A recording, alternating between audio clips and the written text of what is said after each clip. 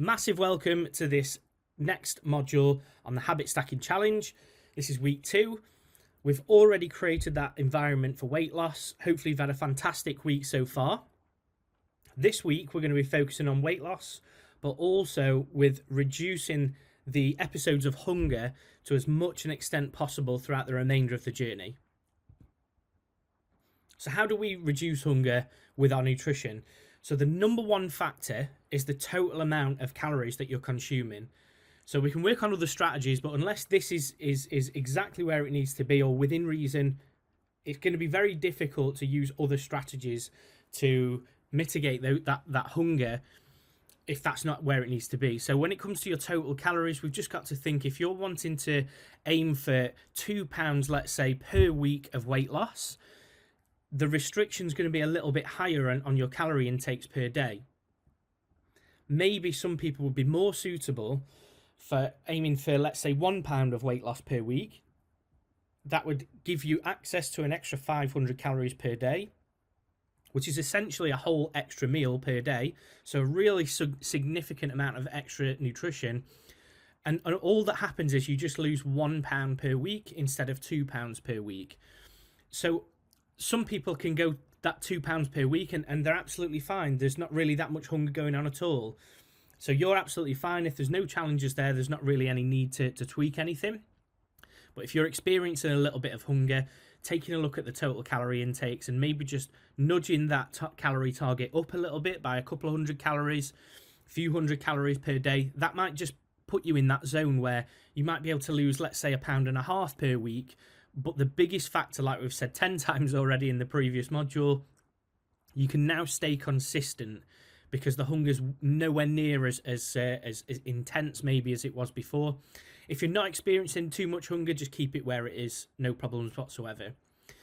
Now, the second thing that we can focus on is the protein intakes. If you have a good chunk of protein in every meal, this helps you feel full. It also takes a little bit more time to digest, so it helps you feel fuller for longer also. The third thing that we can focus on is the plant-based intakes. So this is fruit, veg, nuts, seeds, anything that's really got a good quality contribution of fiber in a nutshell. And the gold standard is making sure that we've got a combination of these three things in place. So when you have high protein intakes, a good contribution of fiber in each meal, that slows down that rate of digestion as much as possible. And we've got that gold standard in place, combined with the total calories being exactly where they need to be. So here's a really good example on the right-hand side. This is something that we have every couple of weeks at least, and we've had that for years. This is Thai green chicken curry.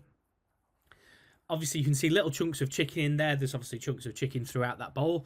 And there's loads of veg. There's probably about 7 or 8 different types of veg in here, from edamame beans to chili, garlic, mange too, onions, you can see some carrot in there, and so on. So there's a huge chunk of plant-based contributions going in there, a nice chunk of protein, and providing that we've got the calories in a good range, this is going to keep us fuller for much longer.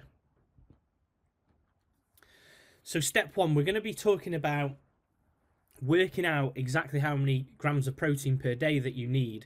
So have your body weight in kilograms ready to begin with. So just for purely example's sake, we're going to use 100 kilograms. It makes the maths a lot easier just to describe visually. Your body weight might be a little bit more, it might be a little bit less, so just use your individual data, of course. What we're going to do is multiply that body weight by between 1.2 and 1.8. So, for example, if we have 100 kilograms multiplied by 1.4, so that's sort of, midway-ish in that range, it's going to come out at 140 grams of protein per day as the daily protein target. So nice and simple. Now, how we work out how to pick, like, where in that range to fall, if you're exercising regularly, so let's say 4 or 5 times per week, and also those sessions are long in duration, so let's say an hour and a half each, and they're also quite intense, and maybe you're training for something, like an Ironman or something like that right now, and it's really intense training, very regular, quite long sessions. For you, in that example, it might be much more effective for you to aim for 1.8, 1.7. So that's obviously right at the top end of that scale. if you're, let's say, for example, doing 3 sessions per week, they're quite steady, maybe 30 to 60 minutes in each session. They're not massively intense, but you're getting a good workout in. It might be worth going in and around 1.3, 1.4, for example. So now you can start piecing together where you would fall within that range. There's no right or wrong answer here. This is an estimate.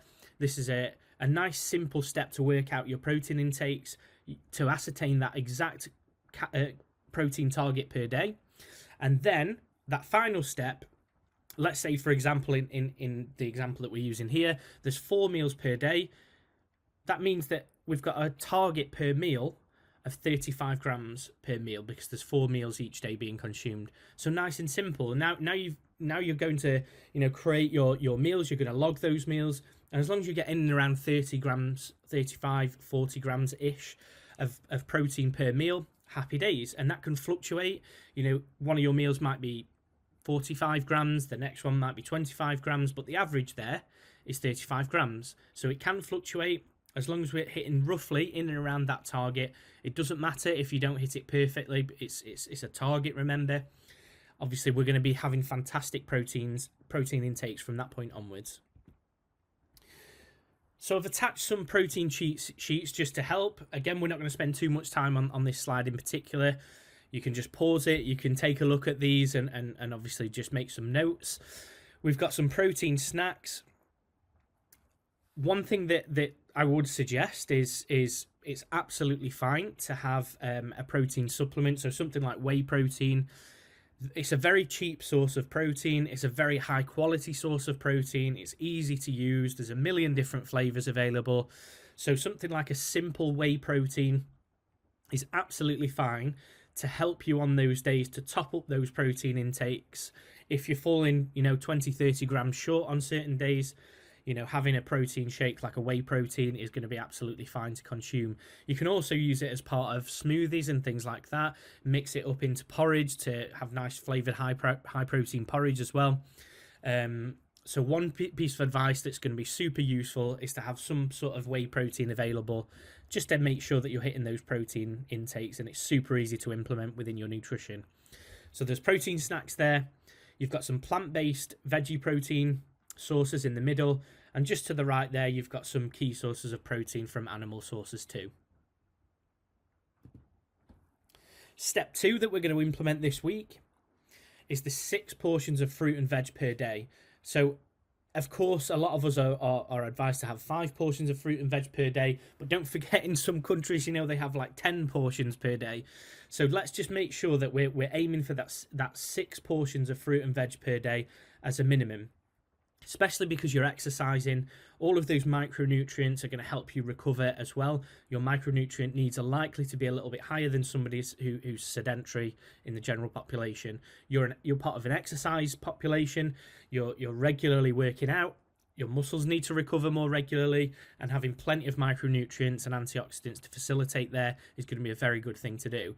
So generally, it's not across the board, but generally a nice easy target to aim for is around 80 grams, and this contributes 1 portion of fruit and veg per day. This means, like we said earlier, you're going to be upping those fiber intakes along with a whole host of amazing micronutrients too: vitamins, minerals, trace elements, antioxidants, fiber, so on. These are also generally low calorie density foods, which again is going to contribute to a weight loss journey. So if for every gram of fruit or veg that you're consuming is of a lower calorie density, you can consume more of it. So your meals are actually going to be packed out to the brim on the plate now, because you're having low calorie density foods and a large proportion comes from those fruit and veg.